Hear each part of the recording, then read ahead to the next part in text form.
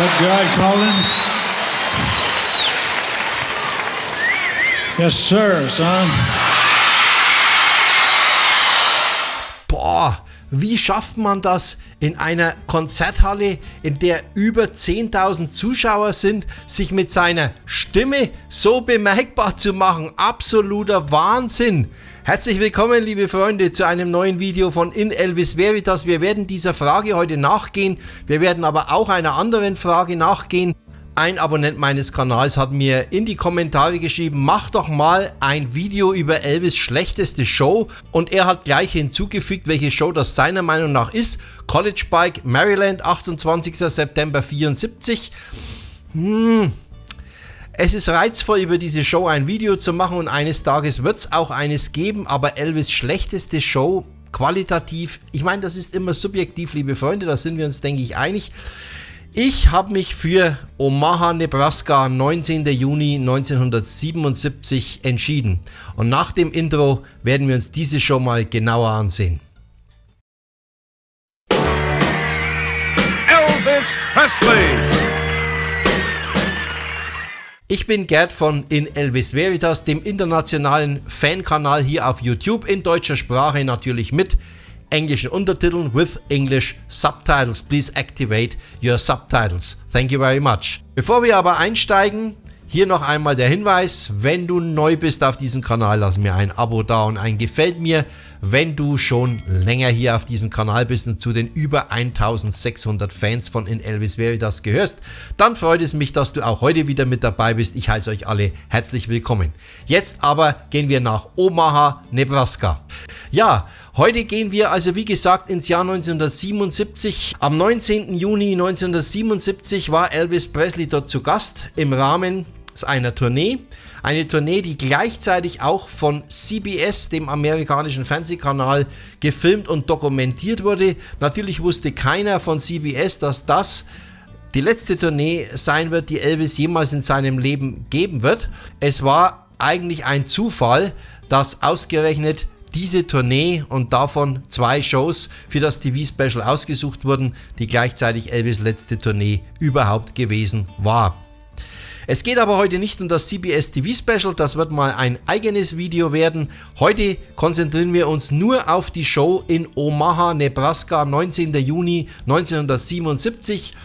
Das Tolle an dieser Show ist, so schlecht wie sie meiner Meinung nach ist, dass wir tatsächlich hier eine komplette Aufzeichnung mit Fernsehkameras vorliegen haben, wenngleich auch nicht in guter Qualität. Das Material wird ja bis heute offiziell unter Verschluss gehalten. Man bekommt immer einiges zu sehen. Hier auf YouTube beispielsweise. Ich werde euch dann auch den Kanal unten verlinken, wo ihr die Show im Kompletten ansehen könnt. Wir gehen natürlich nur auf Highlights ein, und ich werde auch begründen euch, warum diese Show für mich eigentlich die schwächste und ich möchte noch hinzufügen, die traurigste Elvis-Show überhaupt ist.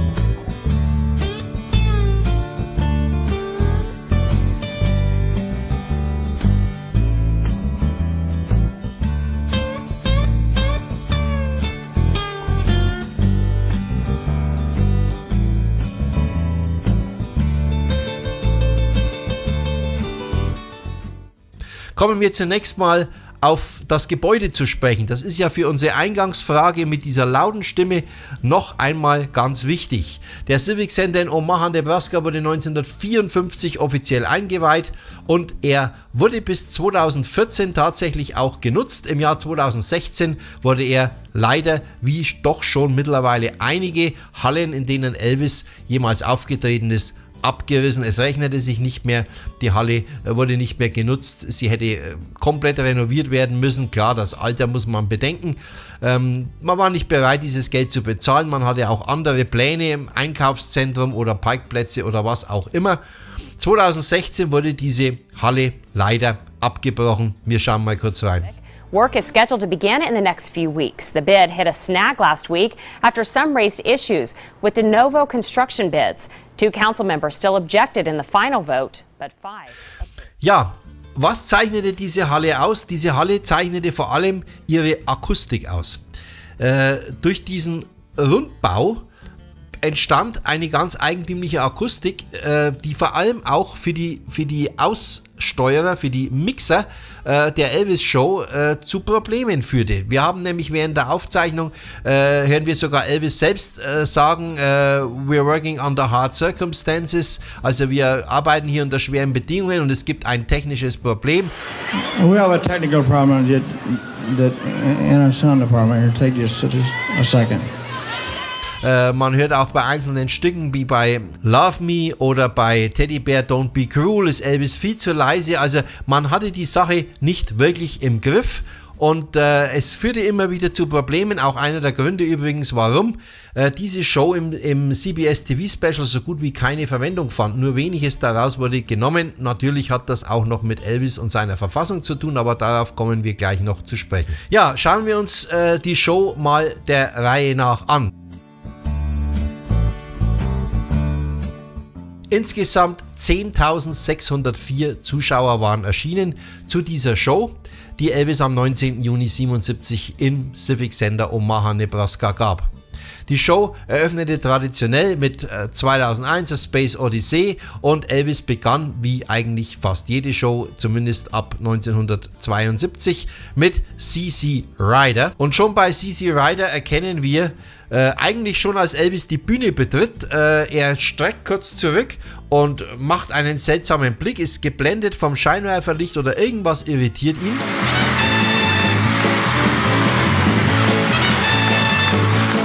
Ja, und schon bei CC Rider geht es eigentlich los. Wir hören einen Elvis, der sich bemüht. Das zieht sich übrigens durch die ganze Show hindurch. Liebe Freunde, versteht mich da auch bitte nicht falsch. Die Bemühungen kann Elvis in dieser Show wirklich keiner absprechen, aber allein die Bemühungen reichen nicht aus, um diese Show zu einer guten Show zu machen. Leider. CC Rider ist also schon etwas undeutlich, etwas hektisch vorgetragen, aber einen ersten Eindruck bekommen die Zuschauer vom Zustand, in dem sich Elvis an diesem Abend tatsächlich befindet, erst als CC Rider vorbei ist und es zu I Got a Woman Amen geht und Elvis dann spricht während dieser langen Passage von I Got a Woman Amen seltsame Monologe, die keinen Sinn ergeben. I'm like a baby in her arms, also wie ein Baby, das in den Armen liegt. Still I am, das bin ich immer noch. Wirres Zeug, das man sich eigentlich nicht wirklich erklären kann und das Ganze auch noch undeutlich vorgetragen, immer wieder unterbrochen. Ja, er reagiert auf jede Kleinigkeit aus dem Publikum, weil er Mühen hat, die Sätze zu vollenden. Es ist traurig, ich kann es euch nicht ersparen, aber wir schauen mal rein. And I was a mere babe in arms. Still am. And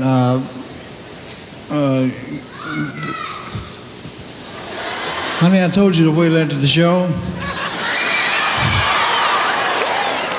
Ja, und danach versucht Elvis, das hat er schon ein paar Monate vorher immer mal wieder versucht, jetzt für das CBS TV Special, er wusste ja, dass die Fernsehkameras mitlaufen, wollte er etwas Besonderes bieten und das muss man natürlich zweifellos anerkennen.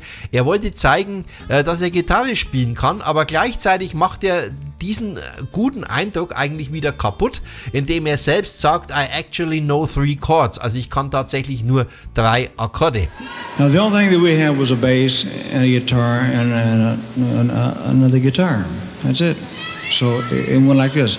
I actually know 3 chords. We had no drums or nothing. Gleichzeitig kommt es bei dieser Passage für mich zu dem emotionalsten Moment der ganzen Show.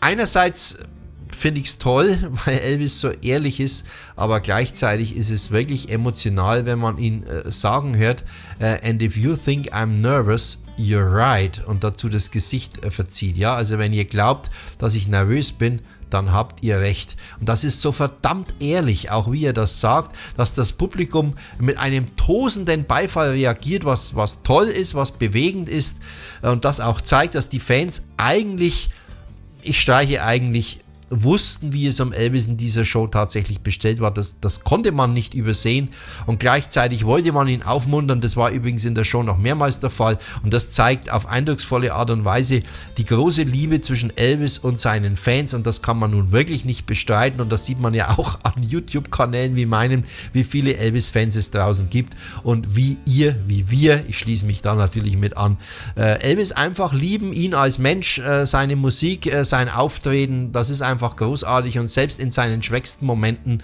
ja, hält das noch an und das finde ich ganz toll. This is being televised, and we have to wear makeup. And if you think I'm nervous, you're right.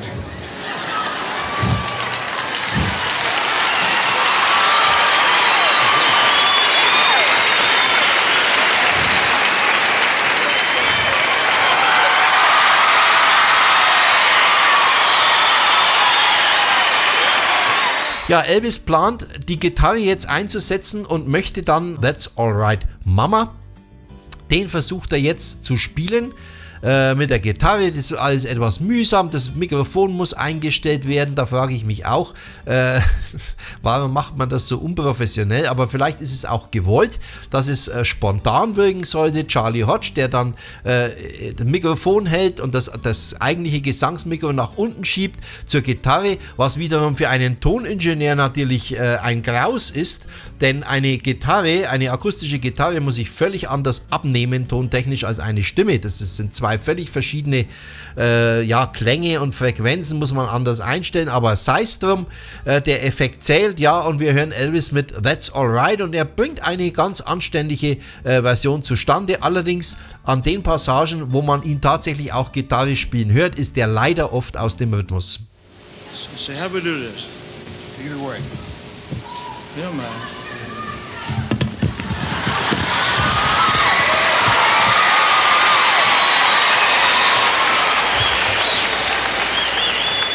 So are you out of here?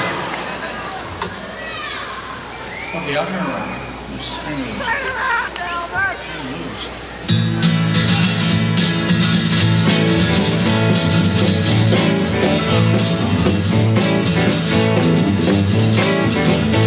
Well, that's all right, Mama. That's all right with you. That's all right, Mama. Just do the way you do. That's all right.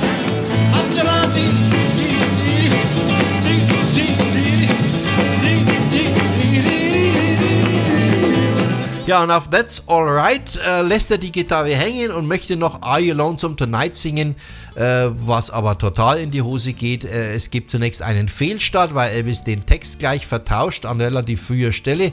Dann fängt er ein zweites Mal an, jetzt haut's hin mit dem Text, aber dann gibt es riesige Probleme. Er versucht eine Show-Einlage mit Charlie Hodge zu machen, so ein bisschen, ja, ich sage jetzt mal homosexuelle Liebe angedeutet. Wir sind in den 1970er Jahren, da hat man sowas noch als Gag gemacht. Das ist heute natürlich nicht mehr der Fall, völlig klar, müssen wir nicht drüber sprechen, aber wir haben es mit einer Show von vor fast 50 Jahren zu tun und Charlie Hodge gibt sich redlich Mühe hier, sozusagen seinen Liebhaber oder seine Liebhaberin, wie auch immer man das jetzt deuten will, zu spielen. Einmal wird er von Elvis sogar unterbrochen. Hey Charlie, weiß zwar nicht warum, aber das macht er. Vielleicht ging es ihm auch ein bisschen zu weit, keine Ahnung. Aber entscheidend ist, dass dieser ganze gesprochene Part im Prinzip in sich zusammenfällt. Elvis kriegt den Text nicht hin, er muss lachen und dann lenkt ihn Charlie Hodge ab. Also das, was eigentlich gut gemeint ist, wie man so schön sagt, gut gemeint ist das Gegenteil von gut gemacht und das trifft hier auf Elvis und Are You Lonesome Tonight leider zu. Fate had me playing in love with you as my sweetheart. I loved you at first glance. I read your lines so cleverly and it must have you. And then came Act Two. Hey, wait a minute, Charlie. Ja, danach kommt Love Me. Love Me war ja sonst immer gleich nach I Got a Woman Amen, aber jetzt war dieser Gitarrenblock eingeschoben, jetzt also zu Love Me. Und während Love Me geht Elvis und verteilt zum ersten Mal Schals. Und hier haben wir zum ersten Mal einen Ausfall auch des Tonsystems. Also, was heißt Ausfall? Man hört Elvis nicht gut. Das Gekreische der Fans ist lauter als alles andere. Man hört ihn sehr schlecht, aber ich sag mal, es ist gar nicht mal so schlecht, dass man ihn schlecht hört. es ist eine unterirdische Darbietung.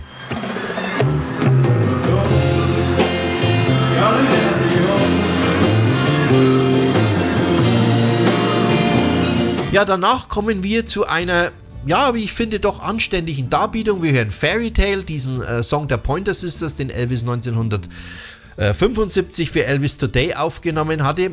Übrigens einer von wenigen Songs, die es tatsächlich auch auf das Soundtrack-Album zum Special geschafft haben. Man musste massive Overdubs dazu machen. Am 29.08.77 unter der Leitung von Felden Jarvis wurden zunächst noch einmal Background-Gesang neu aufgenommen für die Overdubs und dann am gleichen Tag abends noch hat man noch verschiedene Stimmen overdubbt, zum Beispiel den Bass, das Schlagzeug, Percussion. Man hat also hier ein bisschen nachgeholfen, denn die Darbietung war nicht so gut, dass man sich das hätte veröffentlichen trauen. Ja, so langsam fängt sich Elvis ein bisschen, hat man den Eindruck, es kommt jetzt eine anständige Fassung von Little Sister. Little sister, don't you? Little sister, don't you? Danach aber geht Elvis wieder zu den Schals mit Teddy Bear Don't Be Cruel. Wir haben wieder das Problem mit dem Mikrofon, immer beim Rumlaufen.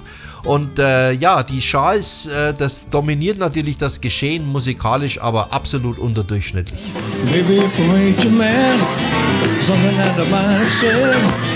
Ja, einen zweiten Höhepunkt ist fast ein bisschen weit hergeholt jetzt, aber es geht schon ein bisschen in die Richtung, zumindest wenn man den Maßstab dieses doch ganz schwachen Konzertes anlegt, ist And I Love You So, diese schöne Ballade ebenfalls aus Elvis Today, die Elvis sehr anständig vorträgt, auch mit einer guten, soliden Stimme.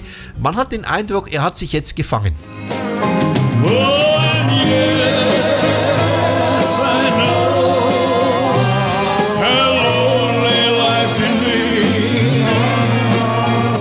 Auch dieser Song wurde übrigens am 29.08.77 overdubbt, wie ich das bei Fairy Tale beschrieben habe. Danach kommt eine Fassung von Jailhouse Rock. Elvis hat Mühen in der Geschwindigkeit, die Wörter einigermaßen sauber auszusprechen, ist alles sehr undeutlich. Die Band spielt aber sehr gut, das Publikum ist begeistert. Nun ja, okay.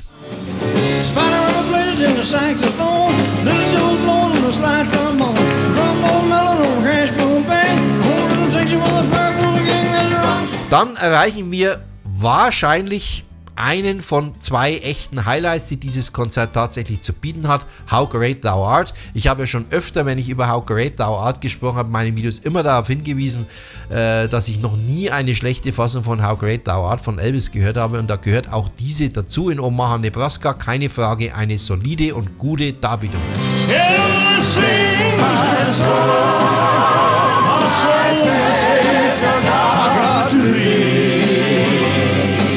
Danach schließt sich eine lange Bandvorstellung an.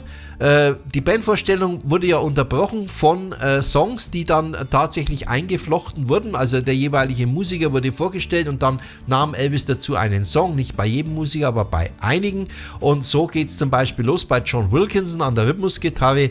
Und er begleitet Elvis für Early Morning Rain. Auch eine solide Darbietung. Ich hätte mir gewünscht, dass man sie vielleicht noch ein bisschen länger singt. Aber er macht das anständig und John Wilkinson ist sowieso über jeden Zweifel erhaben. Eine saubere Darbietung. In the early morning rain, with a dollar in the hand. Ja, James Burton bekommt diesmal sogar gleich zwei Soli. Elvis singt dazu What I Say.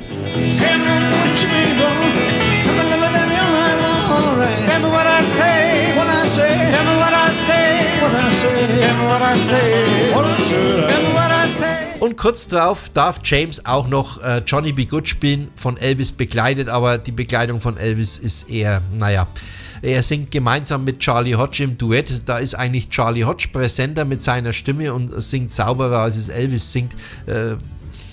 Gefällt mir nicht.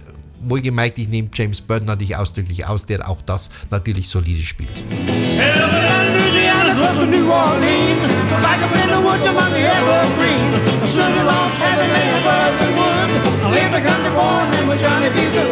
Ja, ein weiteres kleines Konzert-Highlight ist für mich während der Bandvorstellung der Song I Really Don't Want to Know. Dieser Country-Song, den Elvis 1971 auf Elvis Country veröffentlicht hatte, der hat ja in den letzten Shows 77 immer mal wieder den Einzug in sein Repertoire gefunden. Den hat er Jahre zuvor ja eigentlich fast überhaupt nicht gesungen. Interessant, dass er diesen Song wiederentdeckt hat. Ich finde es eine gute Auswahl. Das Einzige, was ich daran auszusetzen habe, ist, er singt ihn nicht ganz. Er lässt den Mittelteil weg und mit 2 Strophen müssen wir uns zufrieden geben. Das ist ein bisschen schade. Ich hätte mir mehr gewünscht. Oh, how many arms have held you and hated to let you go. Ja, und für mich als Bläser ist interessant in der Bandvorstellung das Joe Gershow Orchester. Die spielen nämlich bei dieser 1977er Tour, bei dieser letzten Tour, einen anderen Riff, nicht School Days, Hail, Hail, Rock'n'Roll, was sonst immer der Standard war, sondern sie spielen ein ganz eigenes Instrumental. Die Trompeter erreichen hier absolute Höchstform und da möchte ich euch mal daran teilhaben lassen.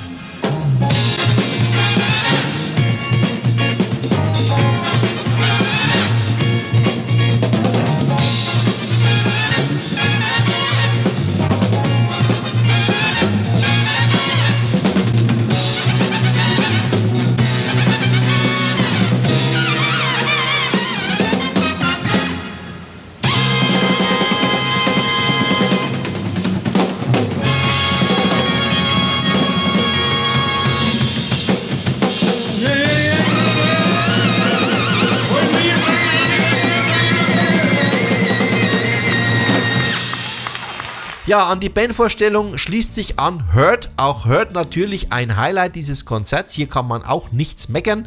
Das Einzige ist, Elvis verzichtet auf die Reprise, die er ja sonst immer gerne gemacht hat, aufgrund vom großen Applaus des Publikums. Diesmal lässt er die Reprise weg. Er singt den Song durch. Er singt ihn sehr gut durch.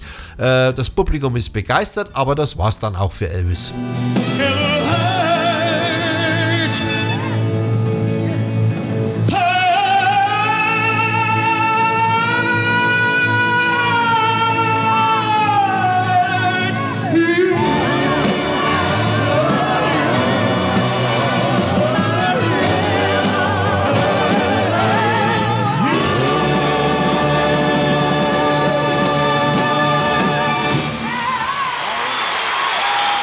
Ja, danach folgt It's Now or Never mit O Sole Mio, vorgeschaltet von Cheryl Neeson von Voice, der das italienische Solo singt.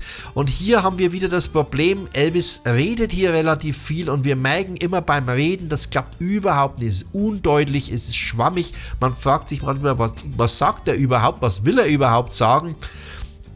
Das sind diese Szenen, die dieses Konzert so traurig machen und so schlecht machen, weil wir hier einfach sehen, dass Elvis definitiv hier in keinem gesunden Zustand ist.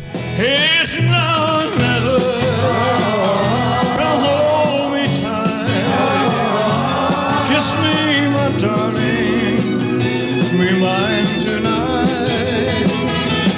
Ja, und nachdem fast 1 Stunde und 10 Minuten vergangen sind, so lange war Elvis tatsächlich auf der Bühne, also 70 Minuten, schließt das Konzert mit Can't Help Falling in Love.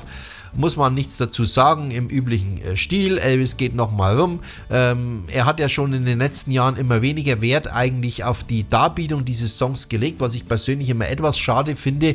Es ist einer seiner bekanntesten Songs, es ist eine seiner schönsten Balladen, die er je aufgenommen hat. Leider kommen die Live-Versionen bis auf vielleicht 1969 noch zu keiner Zeit an das Original, an die Studioaufnahme heran und so auch hier natürlich in keinster Weise.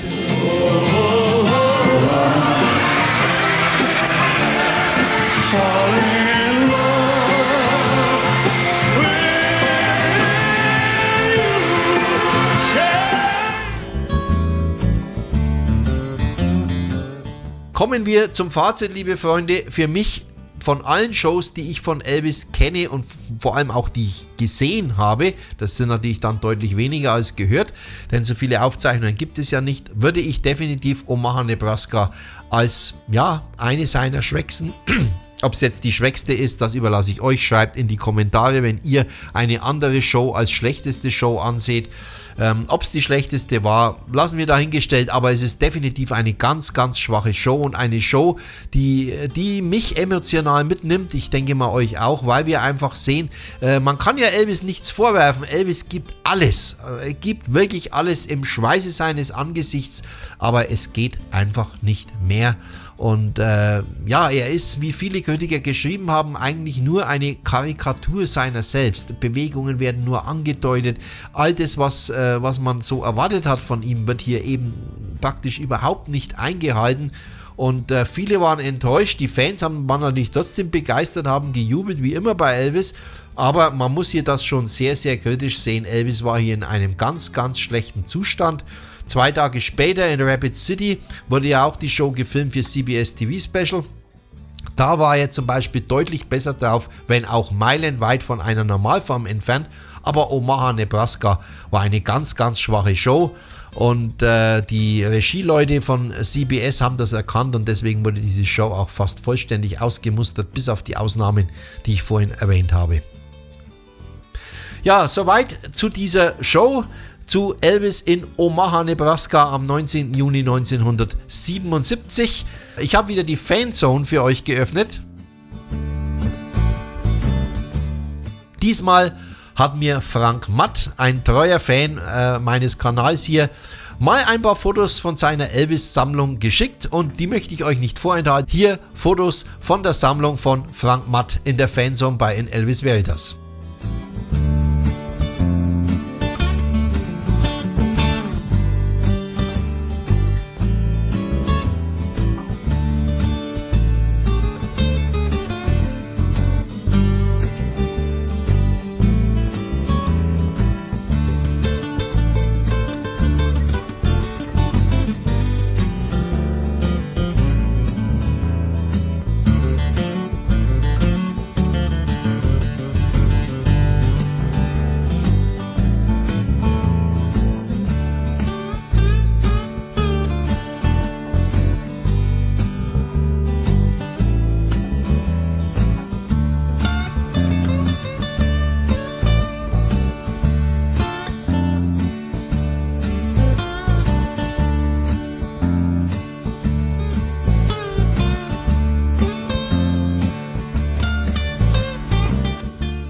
Ja, liebe Freunde, ich hoffe, ihr seid auch nächste Woche wieder mit dabei. Ich darf euch jetzt schon darauf hinweisen, nächste Woche wird es ein Record Store Day Special geben. Am nächsten Samstag ist ja der Record Store Day und es wird auch eine Elvis-Veröffentlichung, ja, sogar 3, wenn man es genau nimmt, geben. Ich werde auf jeden Fall auf eine definitiv näher eingehen. Also ein Elvis Record Store Day Special nächste Woche. Vielleicht schon am Samstag, kann ich aber nicht versprechen. Sonntag spätestens wird es online sein. Danke für euer Interesse. Ich wünsche euch alles Gute, eine gute Woche. Seid Gott befohlen, bleibt gesund und denkt daran, long live the King.